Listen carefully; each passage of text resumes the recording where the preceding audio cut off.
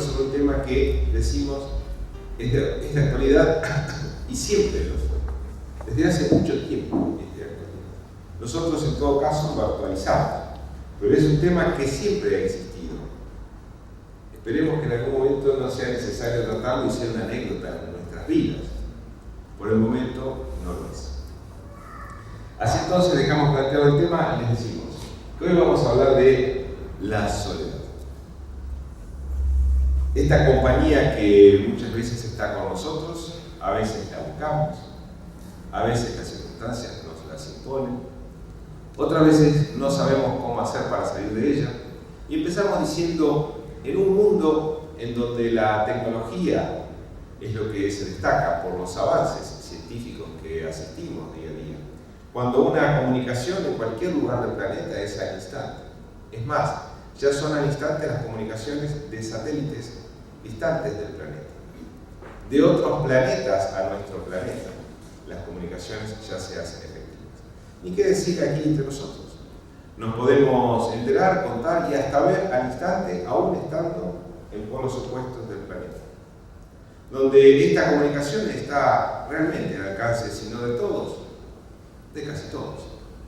Hoy no es un recurso tan caro como era años atrás.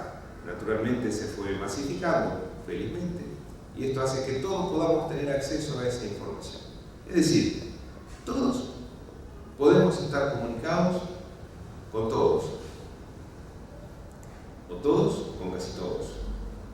Sin embargo, en este mundo de la tecnología, la ciencia, donde la comunicación marca un punto notable de diferencia con no hace muchos años atrás, existen en el mundo millones de seres solos, hombres solos, mujeres solas, en un mundo en que la comunicación pareciera ser que es la vedette, que es la estrella del escenario. La soledad sigue estando presente. La soledad sigue lastimando a seres humanos, hombres y mujeres, y está presente. Hombres o mujeres que con tal de no estar solos o solas, aceptan las más absurdas de las teorías, los más ridículos de los comportamientos, teorías que los lastiman o les lastiman, y sin embargo se aceptan simplemente por pertenecer, por entender que de esa manera se rompe con la soledad. Es una característica del planeta, la soledad. Alguien dijo alguna vez, este gran poeta francés, Victor Hugo, señalaba lo siguiente: el mal o el infierno en el que cualquier ser humano puede estar viviendo se resume en una sola palabra: la soledad. La soledad. Nosotros podríamos ensayar distintas definiciones de soledad, pero hay una que nos gusta mucho, y tiene dos partes.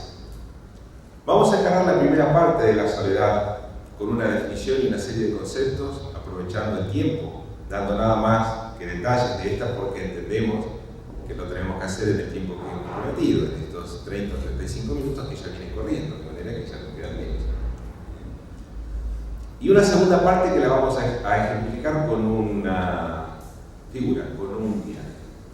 Y vamos a empezar entonces diciendo, o intentando definir la soledad como un estado del alma. Esta es la que más nos gusta. La soledad es un estado del alma.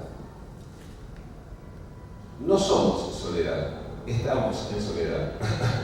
Nos ubicamos en soledad. Y acá empezamos a darnos cuenta de un detalle característico. La soledad es algo que va por dentro. Cuando las cosas van por dentro, difícilmente con cuestiones ajenas a las que están por dentro nosotros podamos resolverlas. Si la soledad es un estado del alma, un estado que va por dentro, va de suyo que es desde adentro en donde tenemos que empezar a aclarar. Y vamos a ir viendo algunos otros aspectos. Pero entendamos esto, no somos soledad, estamos en soledad. A partir de ahí podemos seguir infiriendo que no da lo mismo estar solo que sentirse solo. De pronto la persona puede estar rodeada de un montón de seres humanos, de un montón de personas, que inclusive personas que la quieran o lo quieran bien. Sin embargo, se siente sola, porque es un estado del alma. Como es un estado del alma, decimos que no es un sentimiento o no es una emoción. Volvemos a insistir, es un estado. Y a partir de ese estado se genera una emoción, que puede ser tristeza, ansiedad y, en términos generales, un estado de malestar. Nos vamos dando cuenta que cada vez que estamos sintiendo o atravesando por este estado de soledad, venimos acompañados de distintas emociones. La soledad no es una emoción, genera una emoción, acompañada por lo general de una compañera inseparable, la tristeza. Siempre que haya soledad, hay tristeza. La tristeza y la soledad son como un matrimonio que llegan a detestarse. Sin embargo, no pueden vivir uno sin el otro. Se lastiman, no se aman de verdad, pero no pueden vivir separados. De una forma u otra vuelven a estar juntos, hasta tanto no compongan la situación. Soledad y tristeza siempre van de la mano, sin perjuicio de lo cual no es la única emoción. Hay otras, la ansiedad, pero en términos generales siempre hay malestar. La soledad es un estado en el cual nos encontramos aislados. Y acá, antes de pasar a la definición que da Allan Kardec, queremos también señalar este aspecto característico. Siempre que haya soledad, chicos, siempre hay aislamiento. Siempre. Porque es un estado. Porque va por dentro. No importa que yo esté rodeado. No interesa que haya muchas personas conmigo compartiendo un lugar, una casa, un lugar de trabajo, un lugar de recreación. No importa. Es un estado que genera emociones. Pero es un estado que va por dentro. Es un estado en el que nos encontramos siempre aislados. Y hay un hecho que tenemos que tener muy en cuenta, muy en cuenta. Que cuando estamos en soledad, el alma siempre está herida. Y a veces esa herida del alma es muy profunda. Ustedes podrán preguntarse, ¿qué tanto? Y yo podría decirles, sin temor a equivocarnos, o equivocarme en este caso, que está tan herida que a veces puede llevarse la vida del cuerpo. Está tan por dentro de la soledad, está tan en llagas o en carne viva, que a veces, cuando queremos darnos cuenta, se nos fue la vida. Y la soledad, con su aliada inseparable, que es la tristeza, hace su trabajo y termina con todo. Pero hay solución. No se preocupen que hay solución. Decimos entonces que la soledad es un estado en el que nos encontramos siempre aislados. Nos encontramos porque es un estado, recuerden, y tengan presente esto, es un estado que genera emociones. ¿Sí? Pero es un estado. Y el extraordinario filósofo francés Allan Kardec, en el año 1857, plantea o pregunta a los espíritus dónde está inscrita la ley de Dios. Y los espíritus le dicen en la conciencia.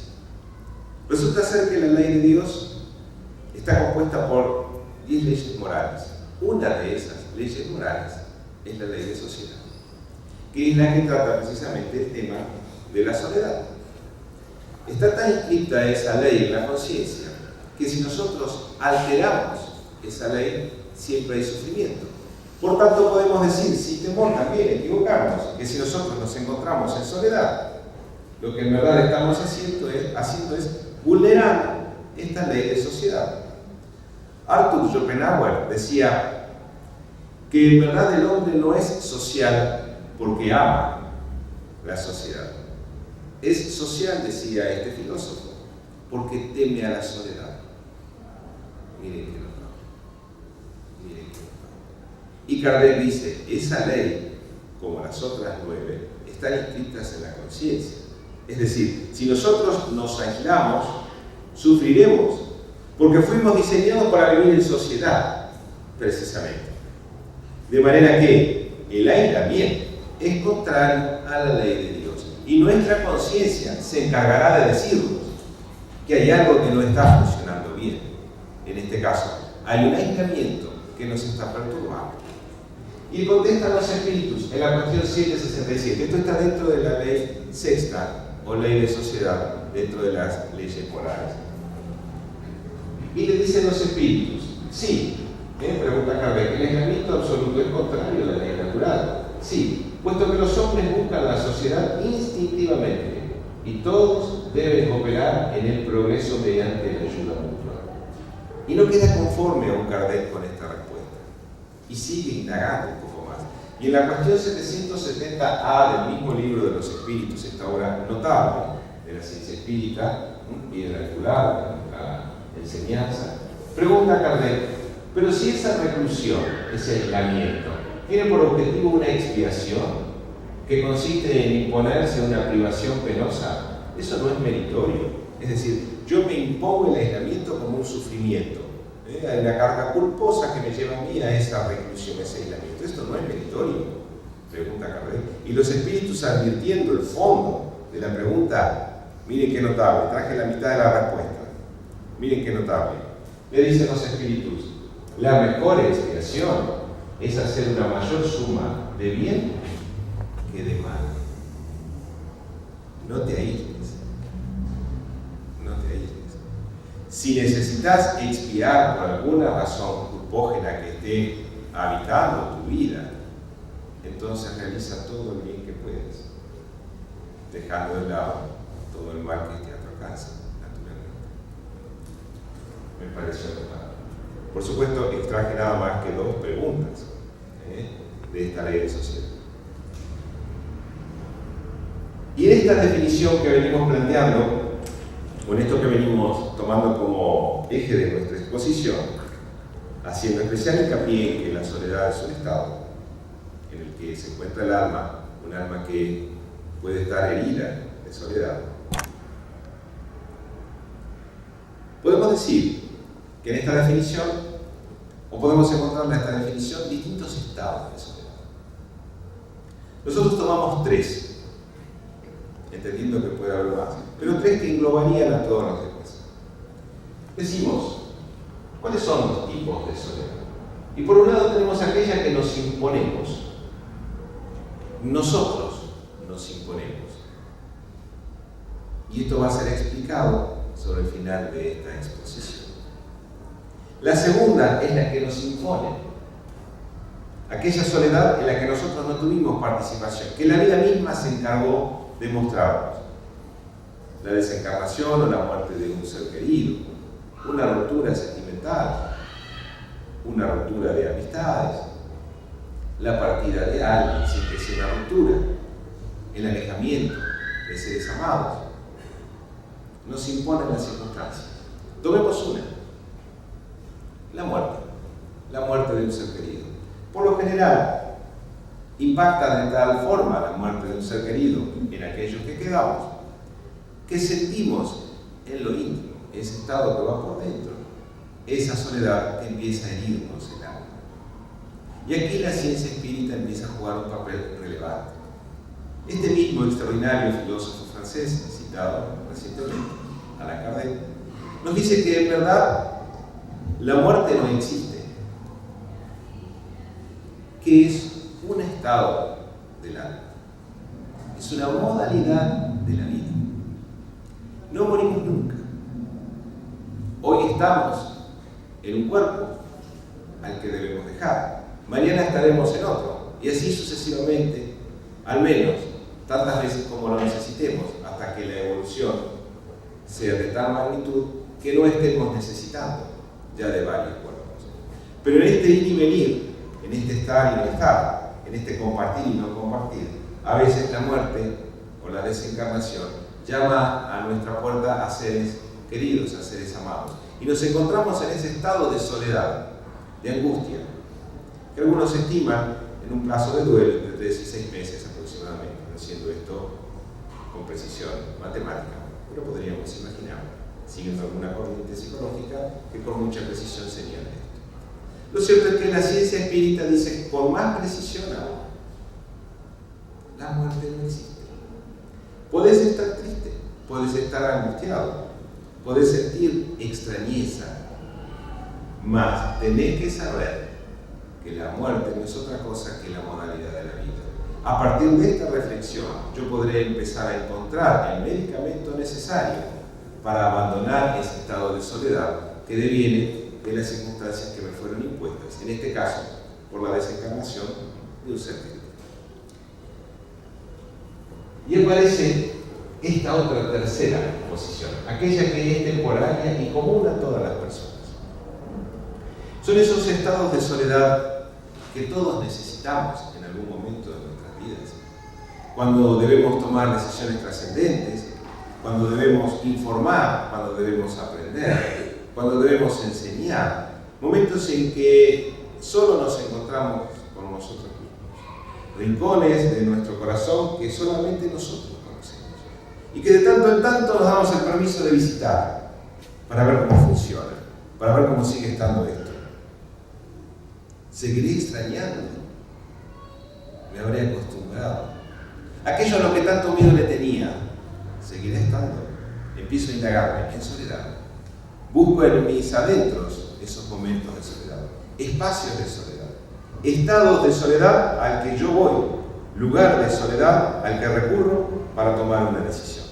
Estos estados momentáneos, pasajeros, que cuando son prolongados necesitan de alguna terapia especializada para poder ser resueltos.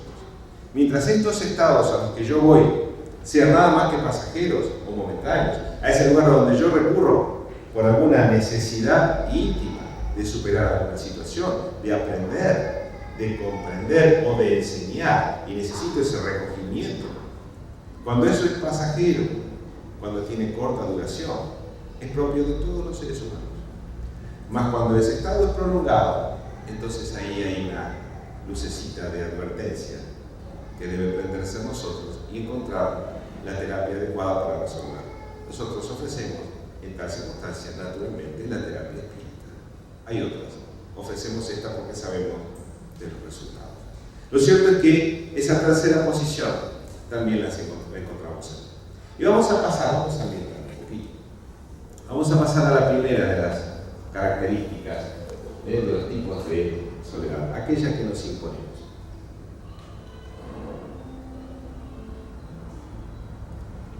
Decíamos al principio de la exposición, e insistimos a lo largo de esta, que la soledad es un estado. Y esto es así. Sin embargo, podemos agregar una segunda parte. Y podemos decir, bueno, ¿y la soledad no será un lugar al que nosotros vamos? Damián preguntó a su abuelo una vez, ¿qué quisiste decirme, abuelo, cuando me dijiste que la soledad es un estado, pero también es un lugar a donde nosotros podemos ir? Esta noche, Damián, esta noche en sueños, cuando te hayas dormido, yo pasaré a buscarte. Y te voy a explicar por qué la soledad es un lugar. Voy a tratar de graficarte esto en tu memoria para que lo puedas usar toda la vida, pero en sueños, ¿sabes? Esta noche, Damián. Y Damián se durmió antes de lo previsto. Damián esperaba al abuelo que pasara a buscarlo. Y el abuelo pasó. ¿Estás listo? Estoy listo. Vamos a empezar el recorrido, Damián. y empiezan el recorrido. Vamos a ir visitando distintas ciudades, ¿sabes? Todas tienen características propias, pero todas las vamos a llamar ciudad de la ficción. Ciudad de la ficción. Todas tienen nombres distintos, pero las vamos a llamar ciudad de la ficción. Empezamos el recorrido, Damián, y llegan a la primera de las ciudades de la ficción. Aquí lo importante es tener. Todos sus habitantes, Damián, creen que lo importante es tener. Se desesperan por tener.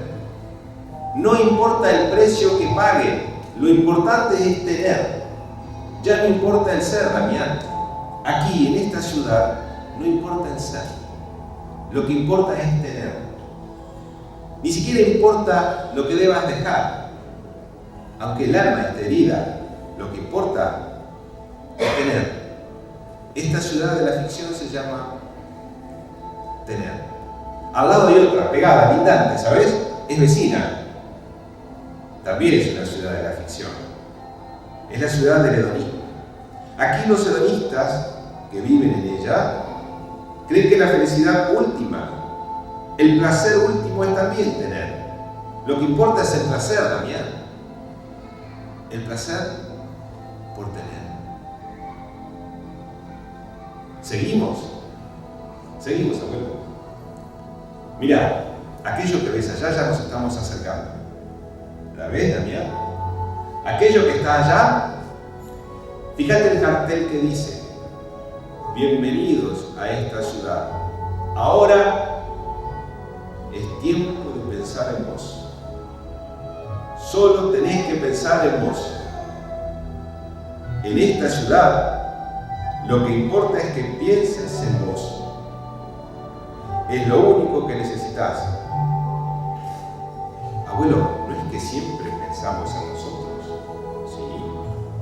Yo te hablo de esta ciudad. En esta ciudad todos sus habitantes sostienen que lo importante es pensar en vos. Y no es la única ni la última. ¿Querés que sigamos el recorrido, Damián? Seguimos el recorrido. Mira esta otra. Fíjate esta otra ciudad. ¿La ves? Sí. La veo. En esta ciudad todos sus habitantes se creen víctimas. Todos se victimizan. En esta ciudad suponen todos sus habitantes que lo peor les pasa a ellos. Que nadie más en el mundo sufre que ellos. No pueden ocuparse de otros porque están tan absortos, ocupados en sus problemas, que solo importa lo que pasa a ellos. Seguimos. Y así fueron atravesando distintos parajes. Todos son ciudades de la ficción, Damián. Pero hay una a la que no llegamos.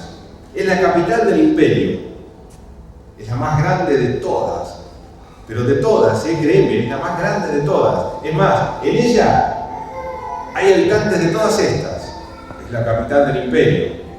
Es una ciudad de la ficción. Ciudad de ciudades de la ficción. Es la capital más grande que hayas visto en tu vida. Es un imperio peligroso, tirano como todos los imperios. Esta ciudad se llama Soledad. Es la capital. Es la soledad. Hay habitantes de todas las ciudades que te fui nombrando y de otras que no hice tiempo. Todas están en esta ciudad. Sin embargo, Damián, en cada una de las ciudades y aún en esta capital tenebrosa, hay puestos de socorro, ¿sabes? En todas hay puestos de socorro. Y en cada uno de los puestos de socorro, Damián, hay medicamentos para todos. Todos pueden tomarlos cuando quieran. Hay cantidad suficiente para todos. Es cuestión de ir a buscarlos. Este medicamento, los puestos de socorro, tiene un ingrediente base. Se llaman de distintas formas, tienen distintos nombres, pero en todos el medicamento tiene como ingrediente base lo mismo: la caridad. La caridad. Fíjate, si nos acercamos, vamos a tomar uno entre las manos. Acércate conmigo, Damián. ¿Lo ves? Yo tomé uno que se llama de una forma y vos tomaste otro que se llama de otra forma. Es más, están en distintos idiomas. Pero si agudizás tu vista y tus sentimientos, si sos capaz de ver más allá, Damián, vas a ver que en todos hay una leyenda. La puso un ser muy sabio. Se llama Juana de Ángeles. ¿Te das cuenta lo que dice, Damián? Sí, sí. El ser solidario nunca está solitario. Muchísimas, pero muchísimas gracias por su solidaridad.